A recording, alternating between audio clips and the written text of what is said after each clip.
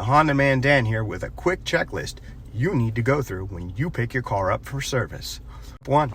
If you've been in for an oil change, the dashboard should not say, "I still need an oil change."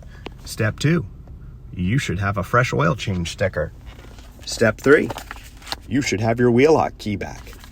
Step 4. Any paperwork that was needed for the service. Step 5. Everything should be clean. No smudgies on the center console, the shifter, the radio, the steering wheel, the door, the floor mat should be out of it. At the end of the day, guys, you spend a lot of money to get your car serviced, and you deserve to get what you pay for.